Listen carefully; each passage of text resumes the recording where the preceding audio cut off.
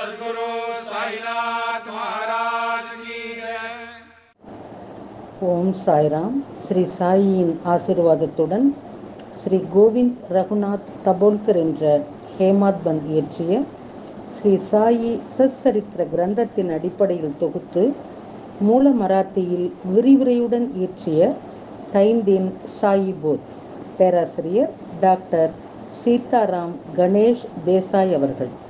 இந்த நூலின் தமிழ் மொழிபெயர்ப்பு ஸ்ரீ சாயியின் தினசரி ஞான போதனை தொகுத்து வழங்குபவர் டி.ஆர். மாதவன் அவர்கள். பிரார்த்தனை. சமர்த்த சாயி, இச்சிறு மந்திரம் புனிதமான ஜெயமருளும் மந்திரம்.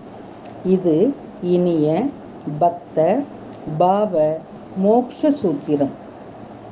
அவரது புனித வாழ்க்கை வரலாறு மதுரம். சாய்நாதர் கடவுள் பக்தியுள்ளவர், தர்மத்தை பின்பற்றும் பிரபஞ்ச பாலகர். இப்போது இவர் வாழ்க்கை வரலாற்றை பாடுங்கள், மன அமைதியை பேணுங்கள். ஈஸ்வர் அல்லாஹ் ஒருவரே கூறுவார், கடவுளில் வேறுபாடு இல்லை என்பார். சாய்ராம். உங்கள் அன்பான சொற்கள் பக்தியும் மரியாதையும் அருளும் வார்த்தைகள். ஓம் ஸ்ரீ சாய்ராம். ஸ்ரீ சாயியின் இன்றைய ஞான போதனை. அத்தியாயம் 5, ஓவி 1. இப்போது மேலே குறிப்பிட்ட கதையை ஆராயுங்கள். ஷீரடியில் இருந்து பாபா கண்ணுக்கு புலப்படாமல் போனார். ஷான் பாட்டீலுடன் மீண்டும் தோன்றினார். இந்த கதையை கேளுங்கள்.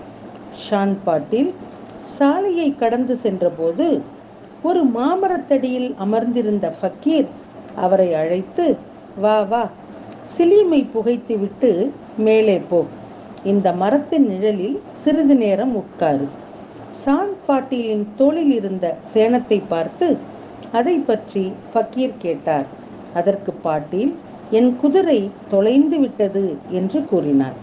அப்போது ஃபக்கீர், அந்த ஓடையின் அருகே தேடுவது நல்லது என்றார்.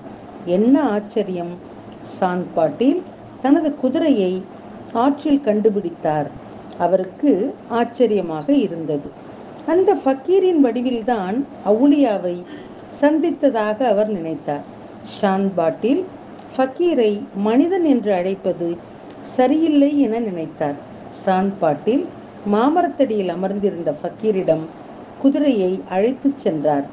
ஃபக்கீர் அருகில் உள்ள இடுக்கியை எடுத்து மண்ணிலே மாட்டியவுடன் எரியும் தீப்பொறி மண்ணிலிருந்து வெளிப்பட்டது. சிலீமில் வைத்தார்.